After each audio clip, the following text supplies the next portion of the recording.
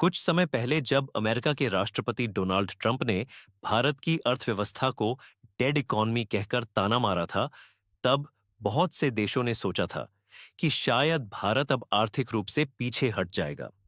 लेकिन भारत ने हमेशा की तरह इस बयान का जवाब शब्दों से नहीं, बल्कि अपने एक्शन से दिया।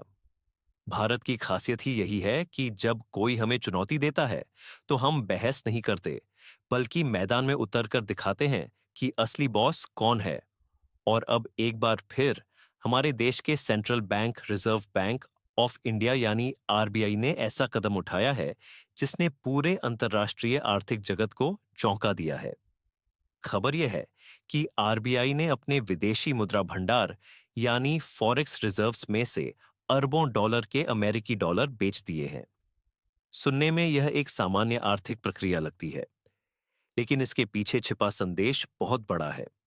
इस कदम से न सिर्फ भारतीय रुपया मजबूत हुआ है, बल्कि यह अमेरिका को एक सीधा संकेत भी है कि अब भारत किसी के दबाव में नहीं आने वाला। देखिए दोस्तों, पिछले कुछ महीनों से भारतीय रुपया लगातार डॉलर के मुकाबले कमजोर हो रहा था। विदेशी बाजारों में डॉलर की कीमत बढ़ती जा रही थी और हमारे रुपए पर दबाव बन रहा था। ऐसे में आरबीआई ने एक स्मार्ट और साहसी कदम उठाया और हाल ही में उसने मार्केट में बड़ी मात्रा में डॉलर छोड़ दिए। ऐसा करने से डॉलर की सप्लाई बढ़ गई और उसकी कीमत अपने आप नीचे आने लगी।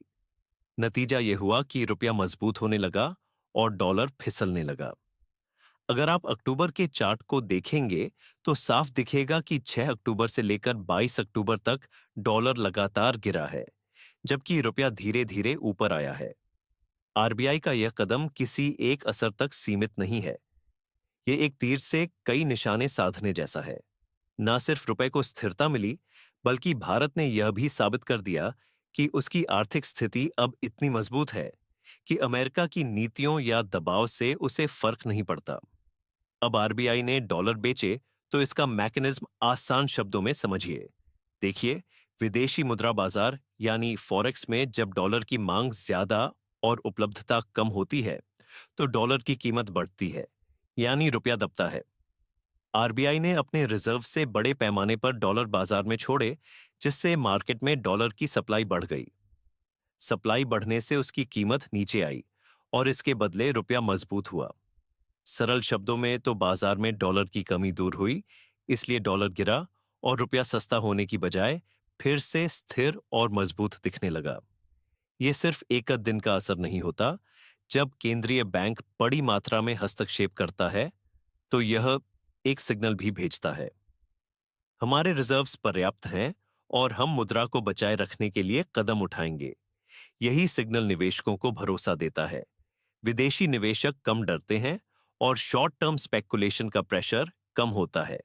इसलिए मुद्रा की अस्थिरता धीरे धीरे कम होती है और मार्केट की नर्वसनेस घटती है।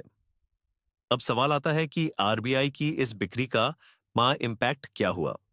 पहला फायदा यह हुआ कि आयात लागत पर कंट्रोल आया। जब रुपया कमजोर होता है, आयात महंगा हो जाता है। फिर चाहे तेल, फूड आइटम या फिर मशीनरी कंपोनेंट्स हो, जिन्हें हम विदेश से अपने देश में इंपोर्ट करते हैं। इनकी कीमतों पर दबाव आता है और महंगाई यानी कि इन्फ्लेशन बढ़ सकती है। जबकि रुपया मजबूत होने से इन चीजों की कीमतें नियंत्रित रहीं। दूसरा फायदा यह कि एक्सपोर्टर्स को भी स्पष्ट सिग्नल मिला, क्योंकि स्थिर एक्सचेंज रेट से उन्हें अनुमान लगाना आसान होता है और व्यापार की योजना बेहतर बनती है। तीसरे फायदे की बात करें तो रुपया इंटरनेशनलाइजेशन के प्रयासों को मजबूती मिली कि अगर हम लंबे समय तक एक्सचेंज रेट संभाल कर रखें, तो विदेशी बाजारों में रुपया का स्वीकार्य स्तर बढ़ेगा। कुछ लोग डरते हैं कि इतनी बिक्री से रिजर्व घट जाएंगे, परंतु आरबीआई बार बार कह चुका है कि रिजर्व पर्याप्त हैं, जो काफी महीने के इंपोर्ट कवर करने के बराबर है। इसके अलावा रिजर्व का मैनेजमेंट यही होता ही है कि जरूरत के समय रिजर्व से हस्तक्षेप करके बाजार को स्थिर किया जाए, और वही भारत ने किया। ध्यान रखें कि रिजर्व के सही इस्तेमाल से आर्थिक तेजी भी बचती है। मतलब रिजर्व होना ही सिर्फ बैकअप नहीं, बल्कि मौजूदा संकट में टूल भी होता है। कमाल की बात यह है कि इस कदम का डायरेक्ट पॉलिटिकल और ट्रेड डिप्लोमेटिक असर भी दिखा कि अमेरिकी पक्ष ने वार्ता में नरमी दिखाई और टैरिफ कट की पेशकश की। रिपोर्ट्स के मुताबिक उन ऊंचे टैरिफ कैटेगरी में जिनमें लगभग 50% टैरिफ लगना था, उसे घटाकर 15 से 16% वाले लेवल पर लाने की बात चल रही है। इसके बदले में इंडिया ने कुछ शर्तें रखी, जैसे कुछ नॉन जीएम कृषि उत्पादों जिनमें नॉन जीएम कॉर्न सोए मील आते हैं, इन पर सीमित इंपोर्ट की इजाजत की बात हो रही है। फिलहाल डेयरी के मुद्दे पर अभी सहमति नहीं है और किसी भी समझौते को पीरियडिक रिव्यू के साथ आगे बढ़ाने की डिमांड चल रही है। यानी साफ है कि यह पूरा खेल केवल मुद्रा को स्थिर करने तक सीमित नहीं है, बल्कि यह अर्थव्यवस्था को भरोसेमंद दिखाने और अमेरिका जैसे देश के दबाव का जवाब देने का तरीका भी है। क्योंकि हम देख सकते हैं कि आर्थिक रूप से मजबूत सिग्नल देने से हमारे ट्रेड नेगोशिएशन में भी बढ़ताई और अमेरिका ने कुछ टैरिफ कट करने का मन बनाया और बातचीत की टोन नरम हुई। अब बात करते हैं इस पूरे कदम के दीर्घकालिक असर और उसके वैश्विक अर्थशास्त्रीय मायने की। दरअसल देखा जाए तो आरबीआई का डॉलर बेचने वाला यह कदम सिर्फ करेंसी स्टेबलाइजेशन नहीं, बल्कि भारत की आर्थिक आत्मनिर्भरता यानी इकोनॉमिक सॉवरेनिटी का ऐलान भी है।